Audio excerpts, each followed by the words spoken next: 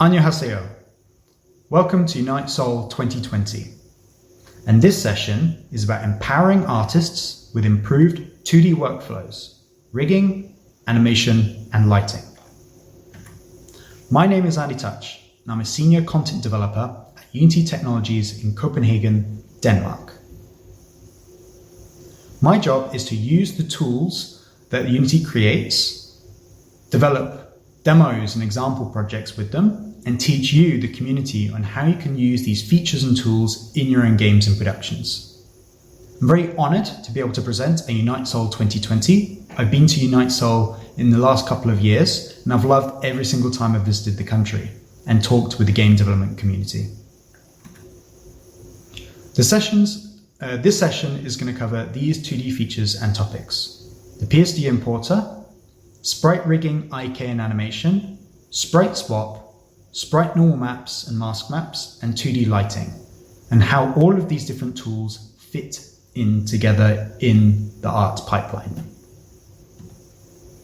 I'm going to begin with going through what the 2D art pipeline typically is. So you typically start with sprite creation, and this is the drawing and creation of your art assets that you're going to put into the game engine. This is typically done in other tools such as Photoshop or Affinity Designer and things like that. The next step is rigging and animation, and this is especially key for things like characters or anything that moves. Once you have your artwork, you then need to set up bones or set up deform points and then animate it to make it less static and more dynamic. And then you want to apply lighting and effects, and this goes on top of the sprite assets and the animation to really make your assets and your content stand out on the screen. And of course, all of these different stages work together and you iterate on them. For example, you could set up your character rig, but then you might need to go back in and adjust or modify your sprite art. Or you could set up your lighting, but then you need to tweak something in the character's animation to make the lighting stand out a lot better. At Unity, we've recognized all these different stages of this sprite creation process, or this 2D art pipeline. We've developed 2D tools to help you with this process.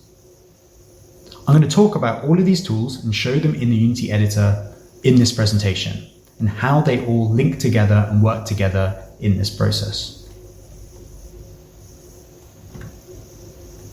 For this editor demo, I'm going to use a brand new, very exclusively shown to you today, example project called Dragon Crashes. This is a 2D project modeled on an idle RPG game genre that uses the vast majority of Unity's 2D tools together. The example project will be released publicly very soon. I'm now going to switch over to Unity to show you the project in the editor.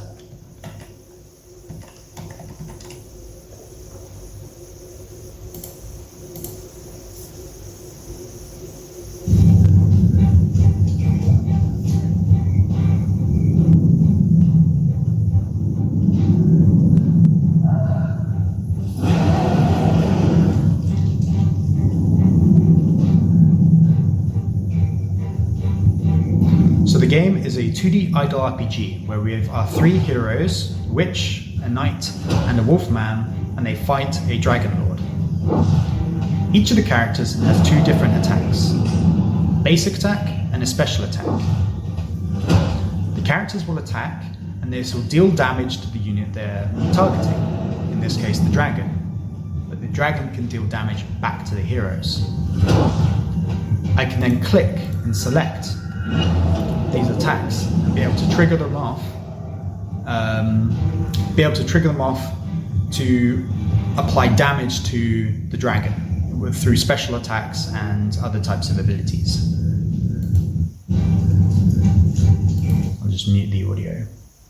Now this demo has been created to demonstrate how all the different things work together. Obviously, the characters are using different layers, rigging, IK, animation, particles, and all these different tools. And the purpose of this project and this presentation is to show you that process.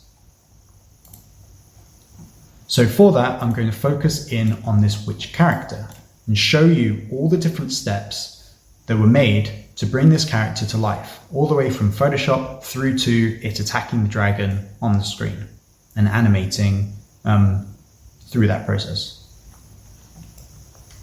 So before I continue in Unity, I'm actually going to switch away from Unity into Photoshop. So here, I've already got the character witch set up in Photoshop. And she's been drawn and created with a series of different layers. For example, her left arm is a separate layer to her shoulder pads, and she's been built up in this very modular, separated kind of way. All the layers are already named, and we want this naming to carry over into Unity. Now, using Unity's PSD Importer, you can export this asset and import it into Unity and carry over the different layers that are separate and also her structure. To do this, from Photoshop, go to File, Save As, and here I have the RPG Projects asset folder. I'm going to save it not as a PSD file, but instead as a PSB file, a large document format. And I'm going to save it. Now, if I switch over to Unity, what you'll notice in the asset folder is the character which has been imported. And if I now drag the character witch into the scene, you'll notice that she's been imported exactly how she looks in Photoshop. But there's one interesting thing, and that is that the character is already split up into all these separate layers. And these are the exact same layers that were set up in Photoshop, from naming, position, and what type of sprite is on that particular layer. So this is going to save a ton of time. You don't have to go into Unity and set up all these individual parts and pieces and rename everything. The PSD Importer, along with Photoshop, does all this automatically for you. So now that we have our witch in the scene, we can obviously separate all her different parts to different locations. So with this, we could apply animation, physics, offset, shaders, and all kinds of different things to her. We want to be able to rig and animate the witch. So to do this, with the 2D animation and 2D sprite packages installed, we can do this through the sprite editor. So I'm going to select the witch asset and select sprite editor. If you've made 2D or UI projects in Unity in the past, you've probably become very familiar with this interface, where you create different sprite sheets and be able to slice them up and set up the pivots and the 9 slicing for your sprite content. So in adding 2D rigging workflows, we've extended the sprite editor to not just allow you to slice up sprites, but also set up sprite rigs. So with those packages installed, you can then select the skinning editor. This will then take all those separate slices or those separate layers and reform it into the skeleton of the witch, which looks the same as it does in Photoshop. And in this, I can then set up bones, geometry, and then the weights for the character's rig.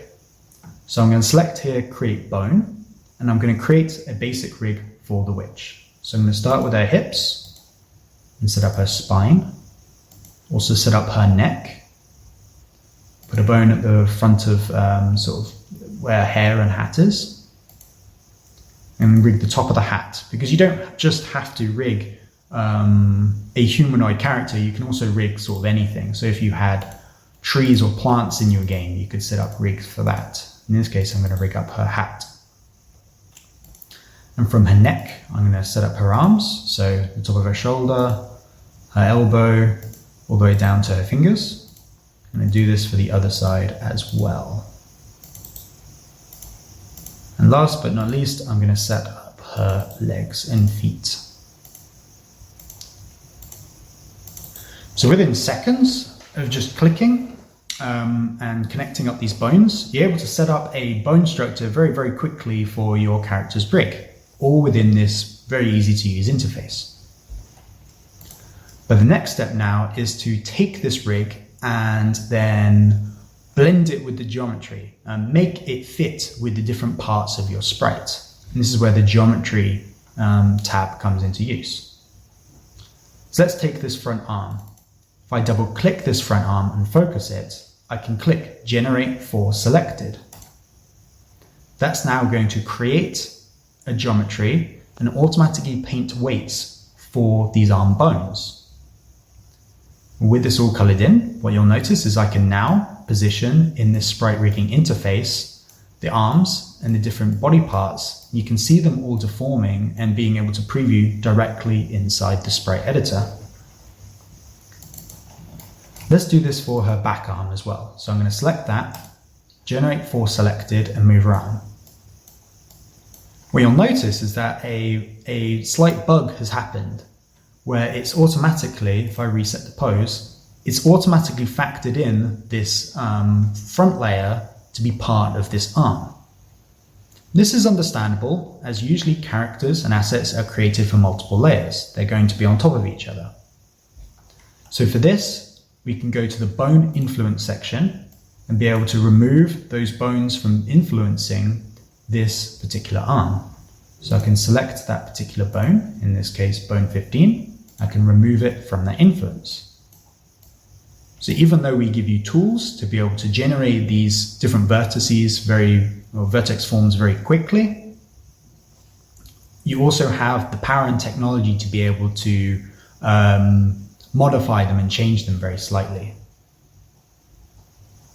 As well as removing bone influences, we can also paint different types of weights. So as I move my hand here, what you'll notice is that a lot of the sleeve will move along with it. Maybe I don't want as much of the sleeve to move with it. Maybe I want this yellow bone, this middle one, to have more influence here. So with the weight brush, and let's paint this up, I can then select this middle bone, and I can actually paint the yellow influence. And notice it's the same color as this middle bone.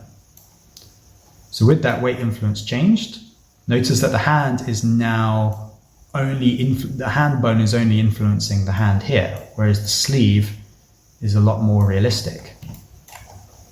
And if we check with this arm here, notice that there we've got this weird bend in the arm. So I can actually select this, and I can actually paint a little bit more of that. And the arm has less of the bend. So we can go in and generate these geometry for our sprites, but we can then also tidy them up after we've generated them. And this makes this process a lot faster, a lot smoother for you to iterate on your artwork. I'm next going to bake the legs, or set up the geometry for the legs. So generate selected here, and I'll generate this front leg as well. Let's see what this looks like. So we've also got that bone influence issue, but that's with the front leg. Let's see which one it is. It's this one and this one. So now I've got the legs set up and the arm set up. And of course you can then pose it and test it all within the sprite rigging interface. You're also able to generate the geometry for the whole character, the whole sprite mesh. But I'm not going to do that, partly so we can focus on specific parts, and I don't want to spend a lot of time going in and tidying up all the different pieces for this demo. I just want to show a couple of particular parts, such as the arms and legs. The powerful element of this sprite editor is I can switch back into sprite sheet mode. You can actually set up the rigs and bones directly in this interface. So we could set up the rigs and bones here, but then you can also tidy them up and visualize them directly in this interface like so.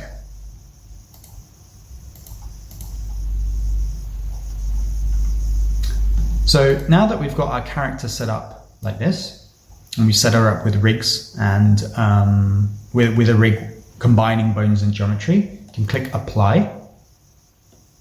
If I now close the sprite editor and then select our witch in the scene, notice that all of her arms and all of her limbs are all being deformed, and they all work very nicely directly inside the scene view. So it's very powerful for you to be able to set up your rigs directly inside Unity and then be able to see the end results directly inside the scene view. And what you might notice in the hierarchy is all these bones are transforms. So we can apply things such as code, physics, lighting and effects directly to them and be able to get some very unique, interesting results with these character rigs. Which brings me on to the next stage of this presentation, and that's IK. So if I was to animate this arm holding a staff moving up and down, this might be very time consuming because I have to modify all these individual bones and all these individual parts. Instead, we can use IK, which is called inverse kinematics, which will allow you to be able to set up a hook point or a target effector and be able to move around the hand and the arm very naturally. So here I have an IK manager already set up. And with this, I can choose an effector or a bone to influence. So I'm going to select that bone at the end of the hand. And in the IK manager, that was the wrong bone. Go back and do that again. Okay, we've got the right bone now. What you'll notice is this bone rig will go green. So this is the IK coming into play. And as I move this arm up and down, I can then modify it. And we now have our character with a very natural arm. So just by me moving this one target transform of this IK, the elbow and the shoulder is all going to move very naturally. I don't have to move all these individual pieces. I can just move this one particular target point. And with that, I can then take an element such as a staff. So I've got this staff already set up here, and I can put that inside the bone's hand. And let's place it like so. And once I grab the IK, our character now has a staff in her hand that she can then, I can also change the layers as well, which she can then position and hold and basically animate her arm. So she could create a spell where she raises up the staff and casts a spell across the scene. Very powerful and very cool. So now that we've got IK applied to one part of the Witch, let's talk about rendering and graphics. So in the Unity 2D tools, we've added 2D lighting. And on the end of the staff, there is a 2D light applied. So if I now turn on this light, you'll notice that there's a lot of blue hue. So with it turned off, it's not as influencing the scene. There's now a lot of blue hue around this light. If I now move this staff, you'll notice that this blue light is now affecting a lot of the elements in the scene. And this scene has a wide variety of lots of different sort of lights that are in play. So if I move the character through the scene, you'll notice that this glowing lamp has a 2D light. And as I move the character around, she's being influenced by that 2D light. But also, this staff with the blue light is influencing. So you can set up lots of little 2D lights that influence different parts of your scene. If I go back to that staff, I can modify the light with this very powerful component. So I can set up the fall off intensity, so how strong you want the light to be. You can also set up like an opacity volume if you want, quite a thick, almost like volumetric foggy light. You can obviously set up the outer radius, so we could have a very wide light throughout the scene, or a very sort of narrow light as well. You can also set up the color, so we can see how that light affects things in different types of color hues and shades. So it's a very powerful interface to be able to create different 2D lights to light up your rigged characters or your assets within your environment. Now, one thing that we can do to make this even more powerful with this light is to set up normal maps and mask maps for our character. If I now zoom in on our character, you'll notice that the light has a very flat fade off. It doesn't factor in her hair edge or her hat line or all these different parts along her face and her body and her arms and her clothing. And with this, we can apply normal maps and mask maps to factor in these changes. So if I go back to the character Witch Photoshop file and open it up in the sprite editor, notice here that we have not only the skinning editor, which I can jump to and I can obviously modify and tweak, but I can jump over to the secondary textures, which is another new option in the sprite editor, and set this up. So what secondary textures are, is they're basically textures to go alongside these flat shaded albedo textures.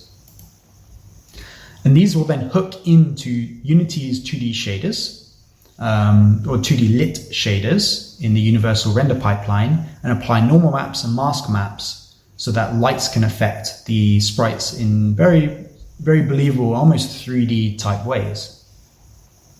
So I'm going to set up a normal map.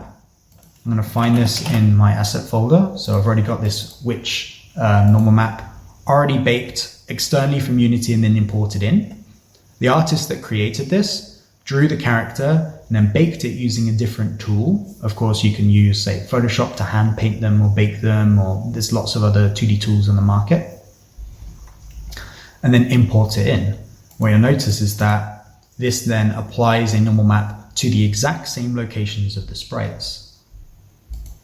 I'm also going to add a thing called a mask map, or mask texture. When I add this to the witch, notice that there's a very thick white outline to parts of her character. So this is going to influence how the lighting responds. So we're going to get a very nice sort of glowing rim edge. So it's like a hard Fresnel effect along the edges of the sprite. Now, I'm going to apply this. If I now go back, what you'll notice is the character has now a blue edge along the top of her hat and to the edges of her hat. And also she has a normal map as well. And if I now use IK to move the hand, so notice as I move it around, the normal map is then influencing all the different parts of the character. Now I can actually grab the witch and move her around the scene. Of course, her arm is IK'd as well. And what you'll notice is that we now have normal map influence on different parts of her hat. So we have this yellow light here, which is shining light to this part of the hat. And then we have this blue light here, which is shining blue light to the front of her face, her hat, and her body. So even though this is a 2D flat sprite, we can combine normal maps and mask maps in Unity's 2D lighting system to be able to influence how these lights can affect different parts of our character.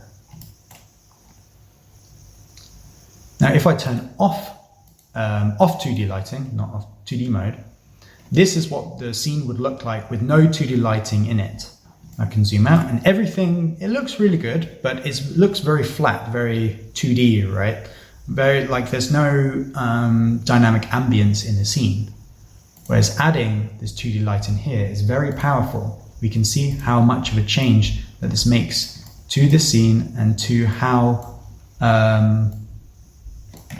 let me grab the correct IK. Where's the IK target? Oh, the IK target's here, okay. It's very powerful in being able to influence and modify your 2D artwork through real-time tools, because these 2D lights are real-time as well. You can also see the influence on this skull and on the rocks and on this post as well. As I move the light back and forth, you can see how the light is influencing the rocks in the background and kind of everything into different sides of the sprite depending on the position of the light. So now that we've got a character and she's got a rig for her arms and her legs, we also have IK applied to her hand with this little target, so I can move this target around so her hand moves accordingly. We also have a staff, We also have 2D lights with mask maps and normal maps. Let's move on to animation. So using Unity's existing animation system, we can actually create some quite complex animations by using this toolset. So here is the witch from the game, and this has obviously had more time applied to it, more IK handles, more finer detailing in the sprite rigging. So it's kind of like jumping a little bit ahead of time with a lot more work going into it. And as you can see here, I can then move this IK handle for her arm here, the one for her arm, basically similar to what I showed you. Also move her head. We can move her feet as well in the scene. And notice that this character is all set up with this rig and IK that you're already familiar with, including the 2D light being applied to her face and the edges of her hat. And on this character, it's been animated using the Unity animation system, which has been in Unity for a long time, but it's been animated by modifying these IK target points. So rather than moving all the different rig bones to different poses, it's instead been animated by moving the targets for that IK. So as you move the wrist and the arm, the elbow and the shoulder moves with it, and the hand, it's been animated in that way. So if I now select this sort of finished one and click play, she has this idle animation, which has been animated all within Unity. And she also has an attack animation, where she holds her staff up in the air and she sort of casts a spell. And as well as these, there's also animation data for like a run cycle, her getting hit as well, so when the dragon deals damage to her, and also a kind of like another type of idle. One thing you might notice is that all of these different animation clips have different names. So we've got some for the witch, but some for the other characters. And that's because all of the characters' rigs, which they have here, they're all humanoid. So they have 2 arms, 2 legs, a weapon in a hand, a head, with some slight variances of outfit and costume. And because they've been all animated in the same way, it means that their animations can be shared. So an attack created for the knight can also be applied to the witch. And a run animation for the wolf can also be applied to the knight. So you can share these animations between these different rigs. So if I go to the witch, you can see that she has her witch attack, where she holds her staff up in the air and casts a spell. But I can also choose the knight's attack, where she kind of swings her arm as if she's holding a sword. I can also choose the wolf's attack, where he swings his axe down and then she deals damage with her staff in that way. And if I choose the wolf, I can also test the same animations on him. This is the knight's attack being applied to the wolf. This is obviously the wolfman's attack with his axe. And this is obviously the witch's attack, where she holds her staff in the air, but instead he's holding his axe in the air, because it's the same animation data, they just have different weapons in their hands. So this is a very powerful way to create your rigs and your animations for your characters, and be able to share them between all your other types of rigs of the same humanoid form.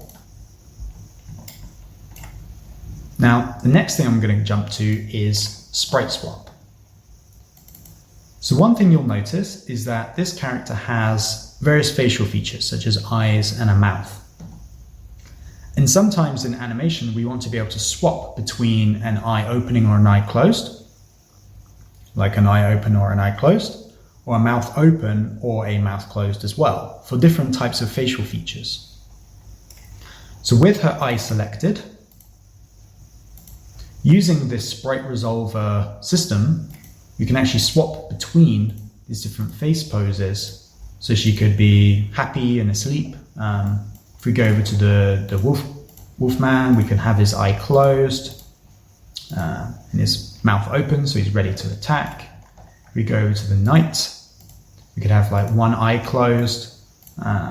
Maybe he's smiling, so he's winking. So you can use the sprite resolver to be able to swap between different types of sprites for facial features, but maybe also different types of clothing types or different hairstyles for your character. So it's very powerful in that we can swap these sprites, but then the animation and the rig data all still applies to the character. It's a very dynamic system. Now, the next topic is timeline. So if I now go back to our main game environment scene,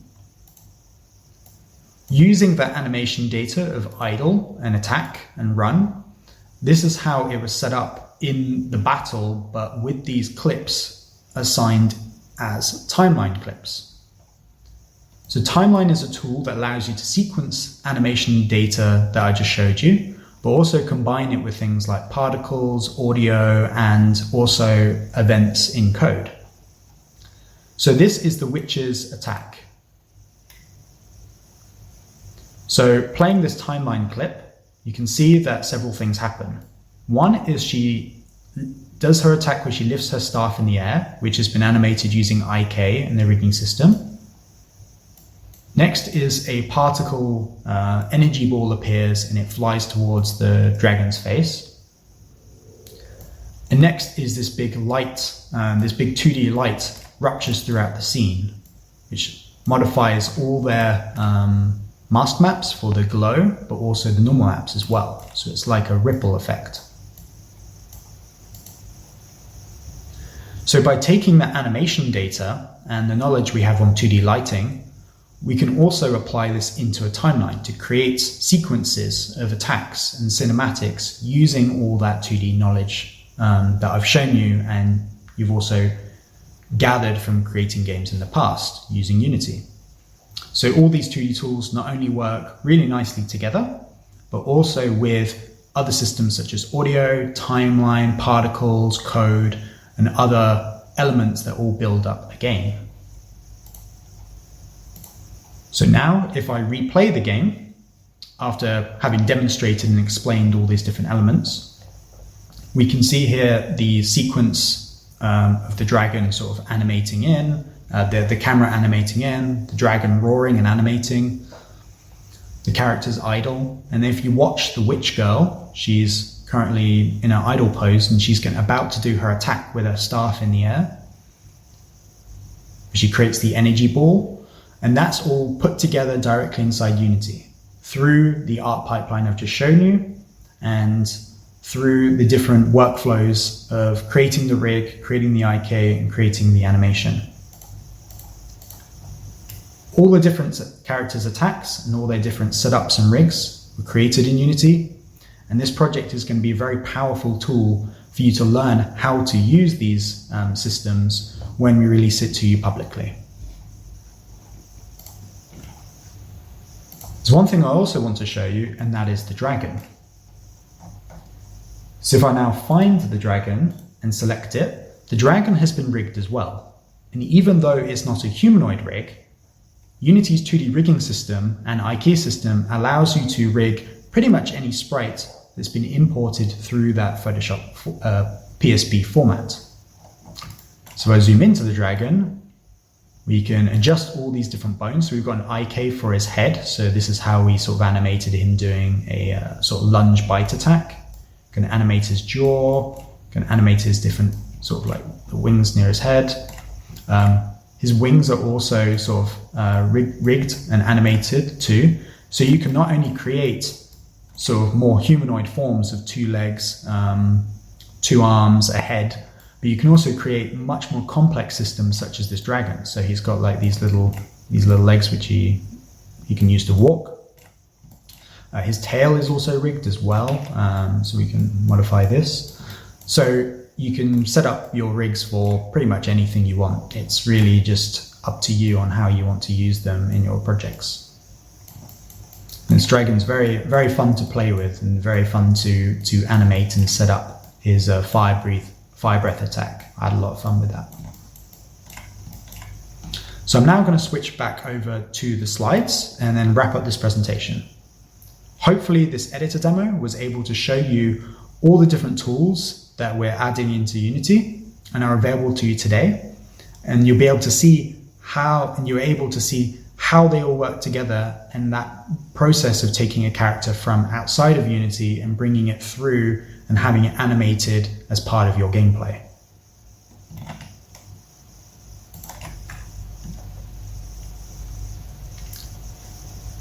I'd like to say a massive 감사합니다 to everyone who's tuned into this webinar. It's been a great pleasure for me to present to you our 2D tools that we have released recently and we're continuing to work on, and also the Dragon Crashers project. We have more information available at this link here, unity.com/unity/features/2D tools, including more video and more examples on how you can use all these different tools such as 2D lighting and rigging. The 2D tools are available now through Package Manager. You can access this in the Unity editor through Window Package Manager. And you'll be able to install all these different parts such as 2D animation, 2D IK, PSD Importer, Sprite Shape, and all these different tools and use them in your projects today. I do have a couple of questions for a Q&A section, which I'll now answer. So the first question is, what is the efficient procedure to make the animation? So this can be answered in two ways. One is the efficient procedure to make the animation would be to create animation data which can be shared. So if you're making 5 different humanoid characters, you can create one idle animation, one walk animation, one run animation, and as long as their rigs are set up in the same way, you can then apply that same animation data to all of the characters. So you don't have to make 5 run animations, you can make one and it will apply to all the characters. So that's efficiency through time.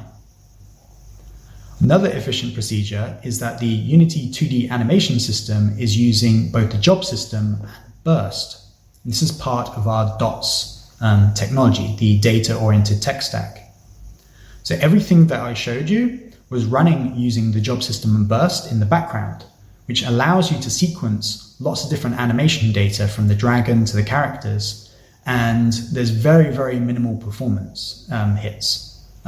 It's actually very performant that this demo runs on a very old phone, a 3 or 4 year old smartphone. And that's all possible through the job system and burst.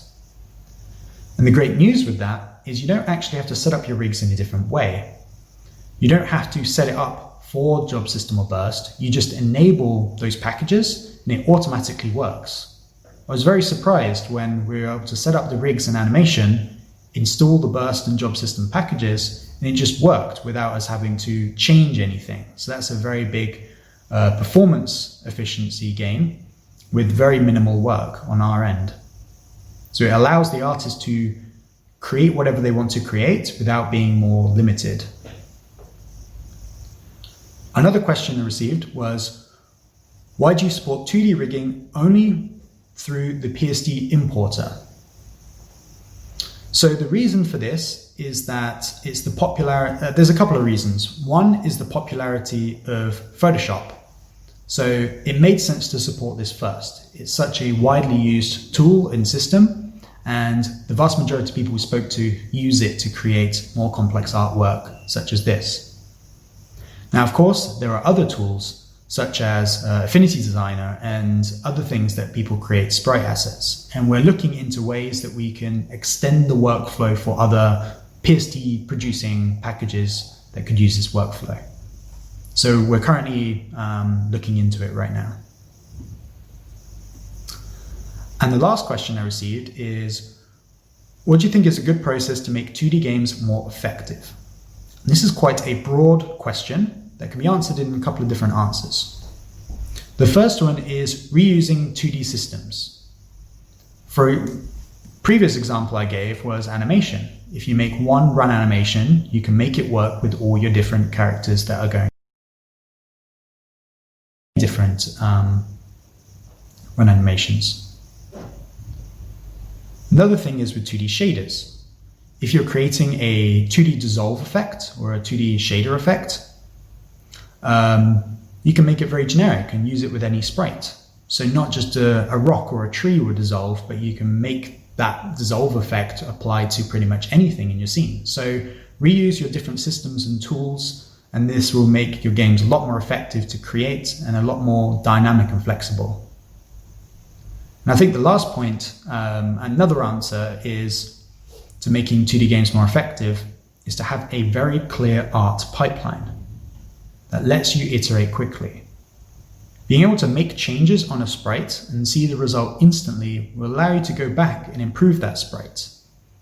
If you have to make changes and then wait a long time, such as 5, 10, or 15 minutes to see the result, that's going to take a lot longer to improve your artwork. So having a very clear art pipeline that lets you be very quick and dynamic is much more powerful and effective than being able to,